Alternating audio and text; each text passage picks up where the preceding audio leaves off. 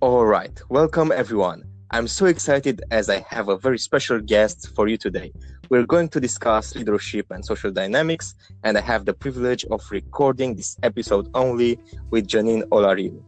And instead of me praising her for her wit, her knowledge in the area of marketing and sales, and for her incredible sense of humor, I'm just gonna start by telling you how we started talking so you can understand where we're both coming from.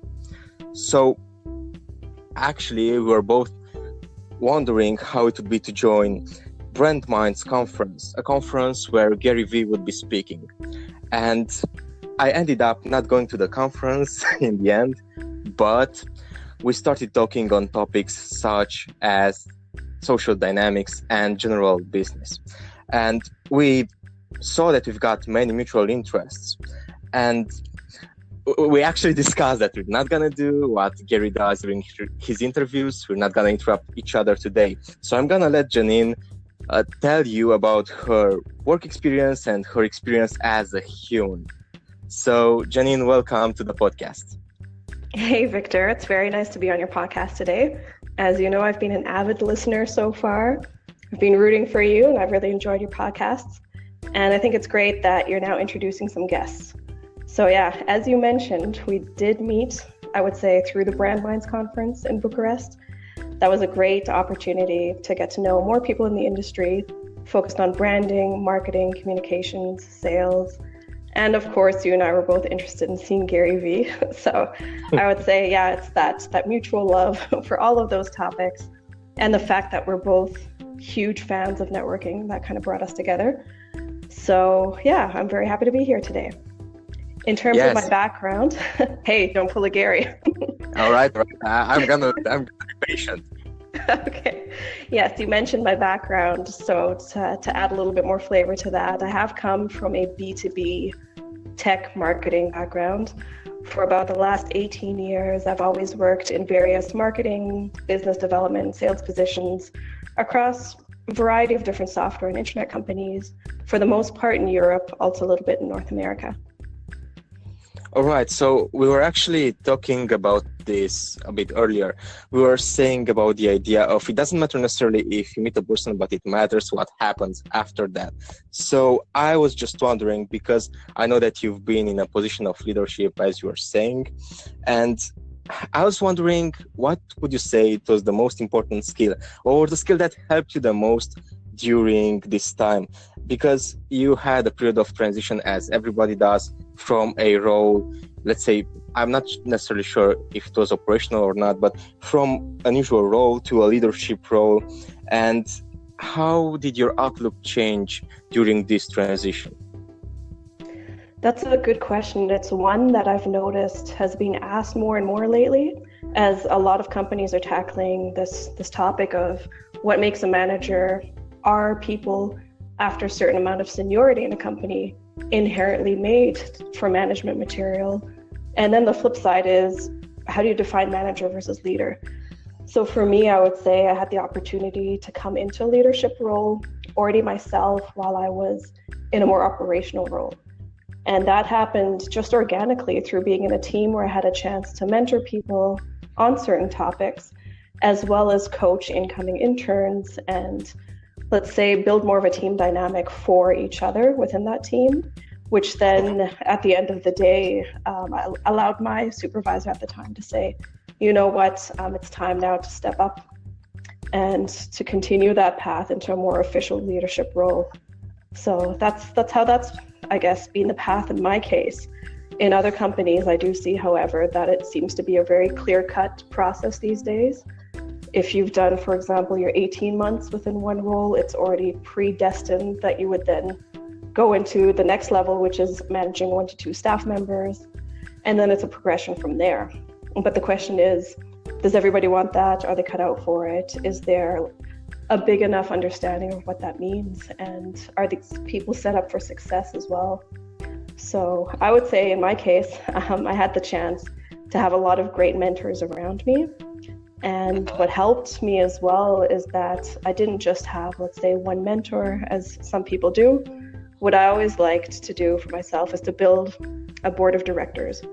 for myself. And that consists of different people in a variety of roles out of my network who I will go to depending on what kind of topic I'd like some advice on, or just a different set of perspectives. So that's been quite helpful for me. And I would say one of the skills that through all of these different transition phases has always come through at the end of the day is the ability to remain transparent. So whether it's, chatting to this board of directors, having them be very candid with me, or if it's myself speaking to my team and being very open and clear about what the goals are, what are perhaps some struggles that we're facing as a team, etc. That at the end of the day, everybody's very clear on what it is that we're working towards and any kind of areas that we might have to collaborate closely on. Right. So I'm just gonna go slightly back into your answer to better understand some certain topics or concepts. I just wanted to highlight a very interesting idea that I got from what you were saying, and that is the patience, right? The fact that you cannot jump from, let's say, being a junior to being a senior. Like, even if you want that, even if you're great, as you were saying, I mean, okay, the duration of a program depends, right? It can be 18 months, 2 years, 3 years, 4 years. It doesn't necessarily matter, but you have to go through all of those stages, right? And, because you are always, and you've been also a mentor for some people, and you've also been mentored, this quite well, that we tend to want to advance way faster in our careers, right? Because I think we see where we can eventually end up, and we're trying to speed up the process. But that's the thing that I've got from what you're saying. So basically patience and, yes, transparency, being very, I would say, radically transparent, and in a sense that Ray Dalio was speaking about in his book, right? And this doesn't mean to just go around in your office and say, hey, I don't think I like your shirt, but rather than, it's a very, very thin line, right, between doing that and actually being transparent with your work and with your work hours, with the effort that you're putting in. So I believe that's really important. And I just managed to touch really fast on that. So I wanted to discuss a bit more about the step of mentoring new people, right? How it is like to be a mentor. Would you want to share with me the best piece of advice you ever offered, and maybe the best piece of advice you were ever offered? Because it's very interesting to see both of the sides of the issue, right? Mm-hmm. I will touch back on one certain scenario where I was having an end of year review with my boss at the time, and out of the blue during this entire interaction, I mean, it was quite formal. We had our pieces of paper in front of us going through the motions. He just kind of stopped and he looked at me and he said, you know what, more than anything, I'd just like to say, thanks for keeping it real. Thanks for always being transparent.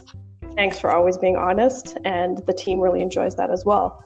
Maybe that's something that you can create a bit more of a formal process with some of our colleagues so that they can learn and to grow into being more open and communicative.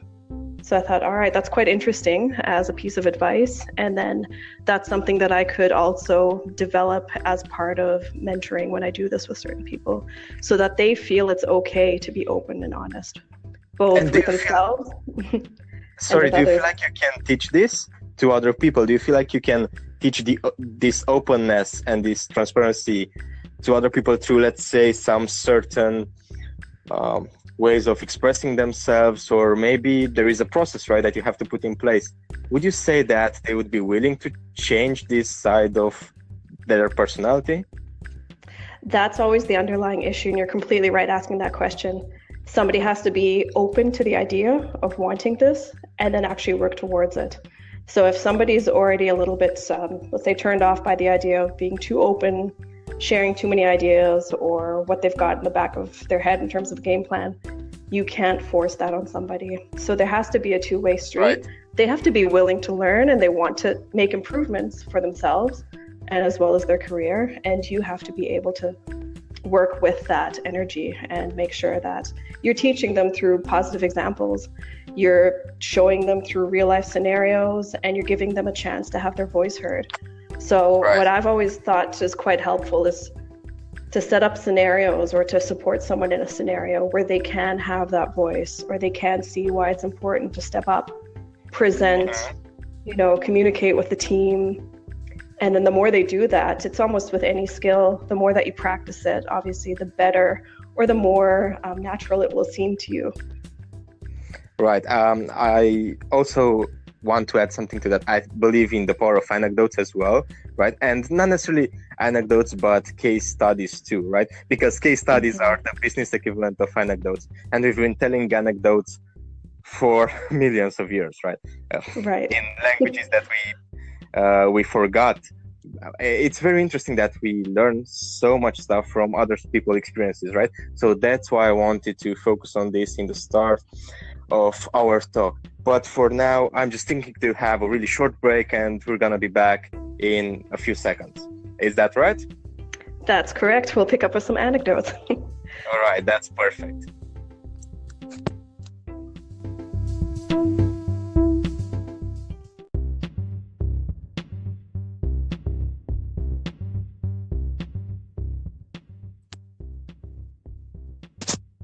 All right, we're back at it, and we're gonna segue into the segment of social dynamics, because we've been talking about leadership and how important that is. But, leadership, even though it impacts our whole lives, it's not necessarily the end-all, be-all, right? So I was wondering that, through your whole experience, both, again, in the corporate setting and as a human, what would you say is the most important trait that you would like to see more in people around you? Not necessarily the people that you're working with, people in general, people that you meet, people that you call friends, because we know that a lot of people our age, they're struggling with this idea. Yeah, because they're struggling with the idea of trying to find people on the same wavelength, right? So this is a really interesting subject in social dynamics, right? What would you prefer to see more in the people around you, or in the friends that you might make in the future, not necessarily the ones that you have right now? Yeah, that's actually a really good one, because it makes me think of the way that you and I started communicating and what it is that brought us on the same wavelength, or allowed us to see that we're on the same wavelength. So I'd say at the end of the day, whether it's in a leadership position or even in a circle of friends, I love empathy. And I know that lately also has been a bit more of a buzzword, but it's something that I've been looking for and actively, pushing to see more of since high school, since my first job, internship, etc.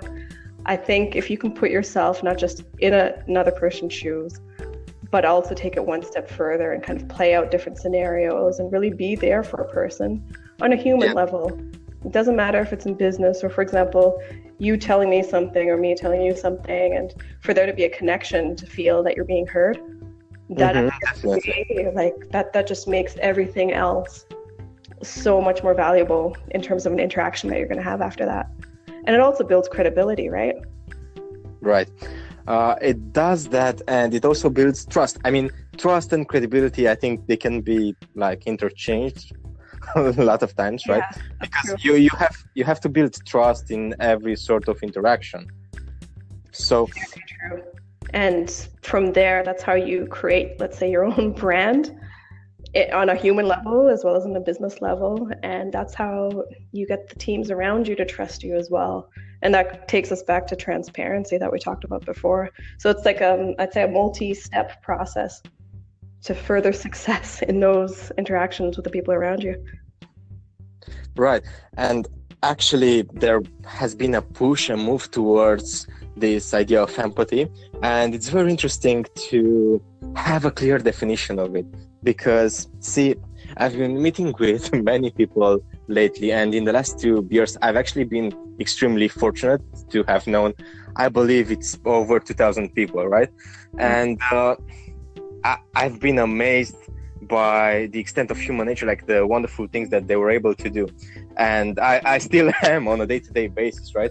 But there are a certain group of people that they maybe don't get empathy that much. As you were saying earlier, empathy is sort of a buzzword right now. Everybody has empathy. And I don't think that's correct, right? I think it's a skill that it also gets developed. It can also be some sort of personality trait, because some people are by nature more empathic, right? And we're not gonna go necessarily into differences by age, because you can say that, for example, a male who's 40 is more empathic than a male who's 20, because when you're young, you have a higher tolerance to risk. And I think that makes you less empathic in general. But that's the thing. That's a very short anecdote about empathy in general. So I've seen people in different roles where they actually feel like they have empathy, right? They feel like they're doing things the right way, I would say the correct way. That's not necessarily the best term for it, but they're saying that they're keeping up with the new trends in, let's say, doing business. But it's actually very easy to disguise some sort of personalities under this fake empathy.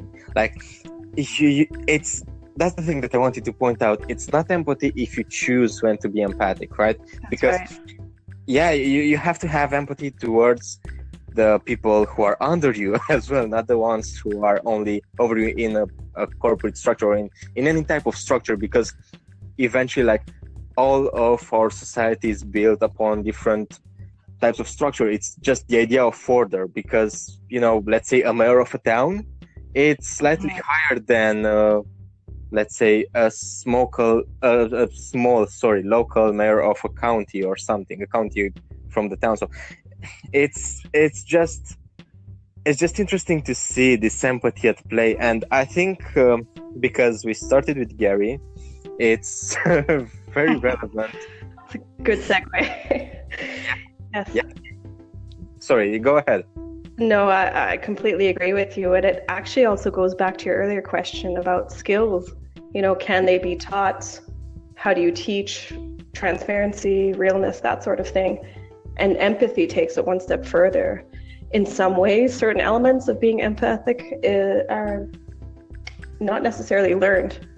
Yep. In a or routine way, right? It's something that you've maybe experienced through your social interactions at a very early age. You've seen lived out by example. You've had certain situations, maybe, tough times in your life that have caused you to have more emotional reactions and to see others being not just sympathetic, but empathetic towards you. So all of that can build, let's say, your own level of empathy. Mm-hmm. Yeah, it's not cut and dry that you can just read a book and say, all right, now I'm certified. Here's my certificate, etc. It's something you can really do that way. Yeah, it's very interesting. And yes, awareness about this issue is incredibly important. Like, the fact that lots of people are talking about being more empathic, having more empathy, that's great, right? But you get the case such as Tyrannos, which what storm that was. And she's definitely a type of personality who can be classified as having some really large issues with telling the truth, right? Because eventually what happened there, she wasn't telling the truth. She was lying. And I'm not going to discuss about what eventually happened, but I'm just saying this, that she was hiding after this shield of empathy, right? So it's not something that you can use as a buzzword, or it's not something that you can hide from if you are lacking it, but it's something that you can develop, right? And it's not necessarily the fact that you are born with incredibly high levels of empathy, but as you were saying, if you see your boss, let's say, that's such an old way of thinking about things, but let's say a person of authority, right? If you see that person showing an example of empathy, I believe you're more likely to do it. But it also has to come because I have been at this amazing course in change management last week, and see, there is a large part of it, which was the awareness of the problem, right? That was the first step in it. And then there was creating the desire to solve that problem. And I think to create that desire, I want to touch on this topic because I believe it's really, really important. And I think it's important in all areas of life, and that's communication. So I'm just thinking, you know what's funny, because we've talked so far about how to be better, how to improve, what skills to have. With regards to communication, what would you say would be a pitfall of communication? What would you say, because people are very interested in what they should do, but also in what they shouldn't do, right? So what would you say they should never do in any types of settings, actually? Right. It's funny that you say that in any situation or any setting, because I think a lot of people tend to think that communication in a brand setting or in a company setting should be looked at differently than on a personal level or interpersonal communication.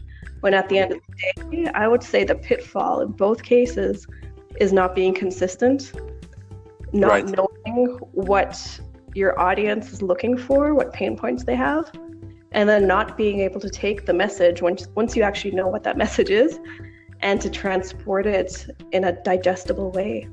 I think those are the biggest pitfalls, and I've seen them in different companies. I also see it if I look sometimes, for example, at my circle of friends or people that I communicate with on a daily basis. Some will be able to send me an email, for example. It'll have 3 lines. It'll tell me exactly what's going on, what the problem is, what the potential solution is, what the deadline is. Bam, bam, bam, that's it. I know what to do. I know what the next steps are. Another person might spend an hour formulating a huge novel, and after reading it, I still don't know what's the next step, or what is this person trying to tell me. So that goes, in a formal setting to more informal setting. Yep. Knowing what it is that you want to say, and then knowing how your audience, first of all, who they are, how are they going to pick up on that message. So those are my tips, and that's something that even for myself, I always try to remind myself of when I'm writing, when I'm leaving a voicemail, when I'm creating any kind of written content, etc. Even right now as I'm talking to you, it's like, how do I transport that message in a very clear and concise way, right? Mm-hmm. Right. I don't know if you've had similar situations or what your take is on it as well, since communication is something that we all do. Mm-hmm. That's true. And a very important fact for anybody listening, like what I would do, honestly, I would go back and listen to this segment of let's say the last 2 minutes, and then just note the things on a piece of paper and think of them like, am I doing this on a day-to-day basis? Like, it's actually very interesting because most of it's common sense, right? And one of the most sold books ever is How to Win Friends and Influence People. That's right. And that's about, it's about communication at its core. And it's the basic. Yep. Yes, exactly. And when you read it, you say, well, yeah, obviously, those are things that are very clear to me. However, you needed somebody to write them down very, very specifically and make it so easy to digest. And only then do you maybe start adopting it. Right. And there are tips such as SMILE, which is about not necessarily the language that you're using, but what you're showing to the other person, because a lot of the communication is non-verbal. And it's also about knowing the other person's name or becoming interested in their interests. That's what makes the other person feel engaged with when talking to you. And I don't feel like this is manipulation. Like, the book has been criticized as such, but I don't feel like it. I feel like it's common sense. You should do that. If you are actually interested in a person, then show it, right? If you're not interested, then move on, because there are so many people on this earth, and it's almost impossible to enjoy a discussion with everybody. Like, maybe you don't have the same interests. If somebody comes to me and tells me about the last football match, I'm not gonna be interested in that. I'm gonna be hold on. Where's your empathy? Come on. No, but really, I mean, it's fine in a networking setting. You're listening about their interests and you're doing that. But if you're having a friend that tells you about things that you're not interested in, over time, your interest is gonna diminish, right? So you either find what he or she is talking about interesting at some, like, you can find, for example, let's say somebody's a hairdresser. Like, I'm not interested in that, but when people are speaking about it, because I have friends who are hairstylists, right? And when they speak about it, they speak with such a passion. Like, I love listening to them. And it's weird, right? Because I'm not interested in that. I'm not passionate about it, but it's still very interesting to. So what you're saying is the way that they're transporting that message is what catches your attention. And I guess they're able to do it in a way that is convincing. There's maybe, Yes. that liveliness Yes, behind it.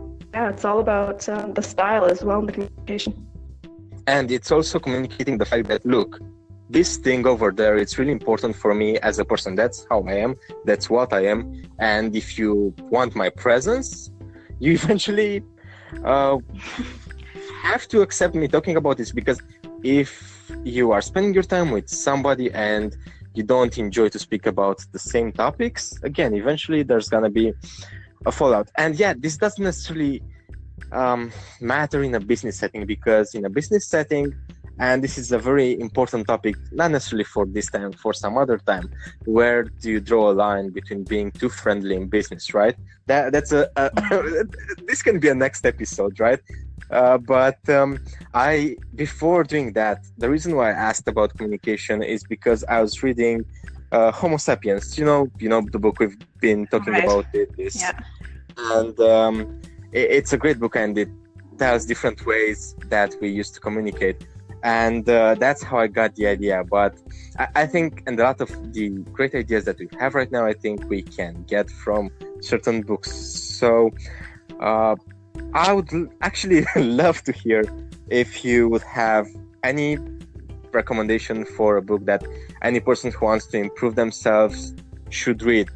And I would be actually really willing to read it right after we're talking about this. So okay, so my marketing brain is already thinking about how can I make my book list and how can I make a post about that following this podcast. So glad you asked the question. Actually, it's hard to say that there's just one single book. I sometimes spread myself a little bit too thin in that I'm trying to read too many books at once.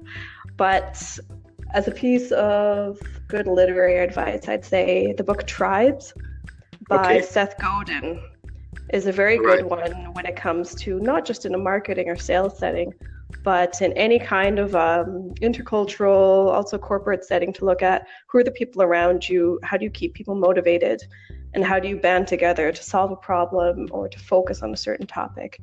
And I think it's an easy read. It's digestible again, very clear communication. And it's one that I've given to friends and also colleagues. And it's just a great way to guide you a little bit when you're trying to wrangle, let's say, the paths in the corporate world. And also make yourself more aware about how you're interacting with people. So you've actually done that. You've actually gifted this book to some people. And that's a very interesting thing to note, right? Because not many people do this. But I've heard lots of, let's say, self-made millionaires, like they actually have this habit. What right? are you saying? I'm on my way. Maybe I'm not suggesting that, but I'm just making this link because it's very interesting that they are actually promoting certain books during their interviews or whatnot on their channels, but they actually go the next step. That's what I was trying to say. They actually go there, buy the book, and give them to people that need it, because that's taking action, right? And right, yeah, to make it more tangible. yes, and no, please go ahead. That's something that I've done, I guess, from time to time, both in a business setting. So my teams and I, we often run personalized campaigns to people that we want to get closer to. And a lot of that involves a handwritten letter or a very personalized message and a book that's relevant to them and also to what we're trying to say. And the same thing goes in a personal setting. If I see, let's say, a friend is very interested in social media or how to get started being an entrepreneur, I will gift them one of Gary Vaynerchuk's books. Or if somebody's just come into a leadership position, Simon Sinek is a great person to give one of his readings to. So yeah, try to find something relevant because it's a lot more tangible and they can then read for themselves. Right. That's an interesting thing. I mean, you somehow have to bridge the gap, right? Because while you were telling me about what you are doing with your team, and I was seeing the sales part in that, and that's how my brain works. It works now. It's in, like, I would say, the hustle mode, even though I don't like to refer it like that. But Come the on, hustle mode that word's overplayed. yeah, exactly. That's why. But the thinking is, you're doing your job. You have an amazing product, an amazing offer, whatever. But if you don't get the personal touch right, you're not gonna get through. And I've seen this example in so many books. Like, I still, like, I have the memory of the same anecdote being told over and over. Like, let's say there is this generic salesman, and he's been trying to get through the CEO of a company. Let's say you're selling a machine for making bread, right? And you've been trying to sell that machine to a bakery for like 2 or 3 years, and the manager would never agree to that. He wouldn't accept the calls, or maybe he would accept the calls and then he would say he's gonna think about buying the machine, but he would never buy it. And eventually what the people in those anecdotes do, they find out what the other person is interested in, such as they found out that their kid is playing basketball, and they just go to the local team with a ball and they ask a player to sign it, right? And they go back to the bakery and they gift that ball to the manager, and the manager is gonna be, oh wow, this guy spends so much time trying to do something nice for me. It's not necessarily about selling anything, because if you go out there and say, hey, I have bought you this ball, but how about you're gonna buy my machine, right? It doesn't matter. This ties really nice with the idea of networking, right? Because networking can be done in 2 major ways. That's just my belief. It can be really properly done, right, and organically growth, or it can be very salesy, and you never want to be in that area where people are feeling that you are trying to sell something to them, right? Yeah, I think it should never be too cringeworthy, as you like to say. At the end of the day, no matter what industry you're in, you're still selling to a human being. I know the robots are coming, but we're not quite that far yet. And it's trying to find, like you said, that personal touch, or that one element that's going to stick in this person's head, because all of us are bombarded with messages every day, whether it's on social media, the phone, email, etc. How is it that you're going to make a lasting impression, perhaps through your only first impression that you have with this person, your single impression? And if you can do something like this, like you said, go to the kid's favorite team, etc., find a basketball, have it signed, that's probably 80% more than anyone's done in trying to get through to that person. So yeah, it's a very good strategy, both business-wise and then again within your own relationships. If you have a best friend and there's a big occasion coming up, or it's their birthday, whatever, and you care about that person, of course you want to give them something that's going to be meaningful. So yes, exactly. Yeah, it's the whole idea of having some certain meaning for that person. And when you said about birthdays, it's funny because a lot of people are now reminded by Facebook when oh, today is the birthday of your best friend, right? And I was wondering, how do you tailor not necessarily your business life only, or how to build a brand, because this again is a discussion in its own, but I was thinking more of how do you tailor the use of social media when building your, let's say, own reputation, because you're always, and not selling yourself, but you're always presenting yourself to the world somehow. How do you find that balance, right, between using the social media extensively, or using it less, posting less, or using it only to post business related articles? How would you say that you would tackle this issue if you were to do it all over again? Let's say we're back in 2007, Facebook is new, and it's just starting, everything is starting over, or maybe in 2010 where LinkedIn started. But that aside, we would go a bit back to the start and think, what would you say that it should be the ratio between using it for our businesses and for our own personal use. How do you feel about this? I hear more and more that people like to blame social media for a lack of productivity, or saying that it also, ruins relationships. To me, though, social media is just one more vehicle for humans to act out their inherent traits and behaviors. Things that are natural to us. Maybe years ago, it was us chatting to each other at a town hall meeting or in a market square or going to a church to meet people. These are just all human activities that allowed us to communicate. Now we have one more vehicle to do that in. So I'd say the trick is to figure out, what message are you trying to put out there about yourself? And if it's then business related, again, who's your audience? What are you trying to sell? How are you going to do that in the most effective way? And then finding that balance. I think it also depends, again, if your audience is primarily online, you're going to have to increase the amount of time that you're spending on a social media setting for your business. If they're still offline, whatever it is that you're doing, then you need to balance that. And I think from what you've asked, it comes down to being able to actually block time for yourself.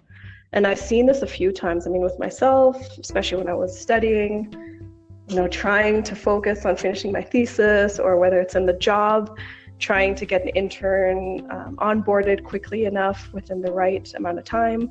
It's all about setting the right blocks. So really setting blocks of time in your calendar, whether it's daily or you do it once a week, where you say, okay, this is my 1 hour of writing my book. This is the 2 hours I'm going to dedicate to my blog. This is every day when I go on LinkedIn in the morning and interact with the 10 most relevant influencers to my business. This is when I write my emails, etc. You really have to start from scratch and kind of program it that way, I find. And then after that, you seem to have a bit more of a balance because it becomes inherent. It's again, this routine. These things that you're doing regularly will become more second nature to you, but you have to buckle down. You have to sit down and actually put the time in. And that's just my experience. Yeah. I actually was willing to highlight that, and I loved it when you said it. It's about, because you, again, are saying things very, and I don't want to overuse this word, organically, like how they flow naturally. So you were talking about some sort of morning routine, even though you didn't call it like that, but it's doing the things that you know that you have to do, like the first thing in the morning, right before checking your emails.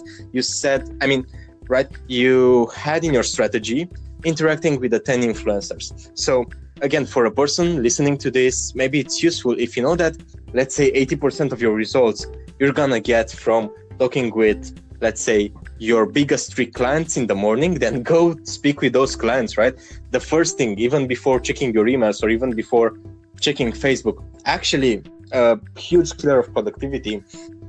And it's, again, very interesting because you started your answer with this. Again, this is where we think similarly. A huge killer of productivity is checking your Facebook first thing in the morning. Like that for me. And honestly, I used to be that guy who'd spend 1 hour. I would be waking at 7:30, which is not early. Like, it's not early at all. Like, I know people who are waking up at 5:30 and they have huge amounts of energy.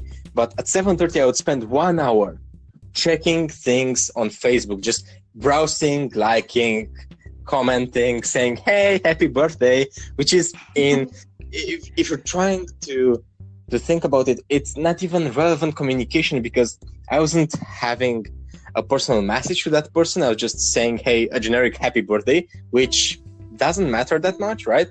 If I would spend the time to say, hey, I've seen that you started your new business selling cosmetics or whatever, and I was really impressed with that. I just wanted to wish you happy birthday. That's, I think, way more impactful or way more relevant. Right. It's more meaningful. And do you mind if I ask you, after that 1 hour, did you feel more drained or did you feel more energetic?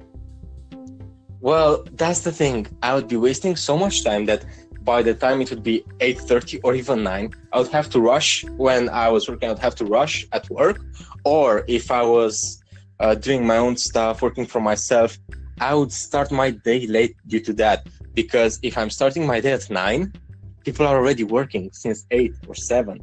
Like, it's very interesting that you have to put in the work, but you also have to put in the work when nobody else does, right? And this is not glorifying the whole idea of work overtime. No, it's just work smartly. Again, you can work for 8 hours and work incredibly well. And there are people who work for 12 hours and they literally do nothing. They just click on a screen because they want the time to pass by. They feel like they're productive. Completely, but at the end of the day, it's also about that's why I asked you the question, the energy that you're getting from doing those activities. So if you know, like you said earlier, you have to do these, say, 5 tasks in the morning, because if you do those, the rest of your day will be far more productive. You're going to feel better about yourself, you're going to have more energy, etc. But for some reason you're not getting to those tasks and you screw up your day every day, day by day, then you know what? You have to bite the bullet and say, I'm going to put those blocks in my calendar tomorrow morning. I'm going to hold myself accountable. I'm going to share that with my friend, my mentor, whoever. And they're going to see, as I check those off, that they're being done. And if it takes that much for you to do it, then you have to do it. No one else is going to do it for you. Yep. And actually, you know very well that we both have this way of scheduling 1 hour or maybe more each week to do the calendars for the next week. Like, we have our schedule for the next week set in advance. Like, we both do this. And yes. I believe that actually I've met with some great people, great minds, and they're doing this as well. Like, I'm not saying the most organized people I know, but the people who you're thinking, oh my God, how does he or she manage to do all of that in a day? Well, that's because they know what they have to do. Like, they don't spend 15 minutes mindlessly browsing through Instagram just because they don't know what's the next task. It's very, very important to know what's the next task, because otherwise you get distracted, and you know how easy it is to go for the instant gratification, right? To go, oh yeah, that's really nice, okay, I'm gonna like that and feel good. Maybe we're gonna start talking. And this is actually very useful for the young guys who are listening to this. Like, dude, if you're liking... It has no age, trust me.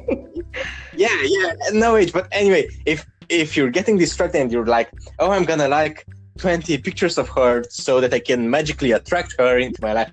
Shit, that's not working, but that's again another can of worms, which I'm not gonna open right now. But it's very interesting to see how people are doing certain things that are not necessarily helping them just because they're easy to do. And to answer to your question, which again, this is a very long answer to that question, but I wouldn't feel drained or more energized, but I would feel, what's the right word for it? And I would feel overwhelmed. Yes, that's it. I would feel overwhelmed because I knew I was running late. So if I would start my day with browsing Facebook for 1 hour, I was already 1 hour late to my schedule. And I was trying to keep up for the rest of the day. And I have this amazing sensor in my phone. And I know you're interested in technology, so that's why I'm mentioning this. But this sensor apparently measures your stress levels, right? So right. I was touching this sensor, and while, for example, right now, my stress levels would be somewhere in the medium. When I would be, let's say, working for myself or talking with somebody or just enjoying life in general, they would be at medium. But during my working hours, at any point, my stress level was extreme, right? And why was that? Because I was trying to catch up. Based on the work. No. That's a good point. It's something that I think a lot of people maybe don't always realize when they say, my job is stressful or work was stressful today. Was it actually the work that was stressful? Or was it the circumstances that you yourself put yourself into that created the stress around the actual job that we're doing? So you really touched on a very good point there. I actually love this. So I think we're creating way more stress than we should in certain circumstances. And I would love to end on this note. I think we should be really mindful on what we're doing day to day, because again, as we were discussing in the beginning, both leadership and social dynamics, there are things that, you are maybe born with an affinity for it. but you can certainly develop them. There are things that you can definitely improve. I, for one, don't necessarily think that you have to be born a leader. I think you can learn skills such as, again, empathy, communication. We both touch on these topics, which I believe they're really important in any setting. Again, creating a level of trust in the other people. That's, again, a huge point of our discussion, which I really loved. And that's what I believe. I believe we have to be a bit more mindful in our actions, because it's very easy to go on the treadmill and just keep going, right, without necessarily any sense of direction. So would to have some sort of closing statement, or would you like to ask? Sounds like I'm in court. It sounds like I'm in court. I'm definitely judging you. I should hope so, because that's going to hold me accountable. No, I think you've touched on all the relevant things that we discussed. I'd be curious to hear what some people are experiencing currently, both in their personal relationships or maybe in their work-related relationships when it comes to communication. Pitfalls that we discussed, as well as points for improvement and things that are working well. Drop us a line, share your thoughts with us. That'll help us maybe broaden our perspective. And then I think the element of culture, as well as, say, international audiences coming into play. Also always very interesting to hear what's working well, maybe not so well in certain countries, etc., despite us being a global village these days. But I think it's still something we have to be aware of and work with. And at the end of the day, I really enjoyed speaking to you like I always do. I know we always have a million ideas. And we need to always think about, taking our own advice. Who's our audience? What do we want to say? Can we make it concise, digestible? And what is it that we ourselves are trying to communicate in terms of a message? So hopefully all you guys listening to this have had some interesting takeaways, maybe some own thoughts, ideas that have sprung out of this that you'd like to ask us, or also discuss maybe with Victor, who will be doing more of these podcasts with special guests. So thank you very much for letting me be the first one. Really appreciate all your input and setting this up, as well as the discussion. So one of many to come, I would hope. Thank you as well, Janine. And what I'd love to mention in the end is how I actually digest interviews or podcasts.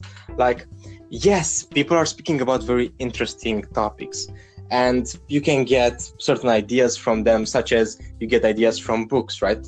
But they're also there for you to get inspired, in a sense that you can listen to a very mindful conversation and think, he's got a point or she's got a point, but I'm not 100% certain of that. Maybe I should inquire more about it. Maybe I should go research that idea, or hey, that idea interests me.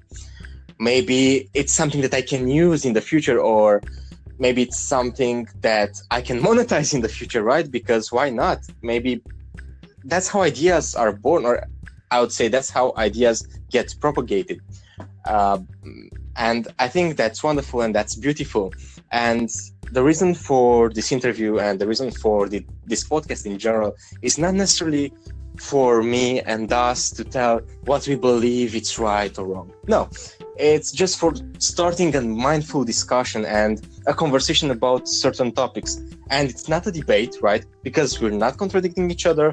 It's just a conversation about, hey, how can we achieve a certain thing that we all desire? Because honestly, we all want to be a better communicator, or we want to be better leaders. And that's also for our community, for our businesses, for our family. It doesn't matter. We want that. It's natural, right?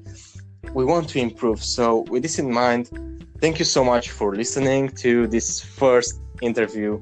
And there's gonna be many more to come. It's been a massive pleasure talking to you all. Again, thank you, Janine, for joining me today. Thank you so much as well. And I'm wishing you to just go for whatever you wish, you desire. And again, ask us questions. My email where you can ask those, it's bravenewidentity@gmail.com. Again, like the words are pretty basic. It's bravenewidentity@gmail.com. Just drop me a line, and you can also ask either of us. If you want, you can address it to either me or Janine, and I can pass this to her. So thank you so much for listening. It's been a great pleasure being here, and we're signing off right now. Thank you. Thanks, everybody. Take care. Thank you. Goodbye.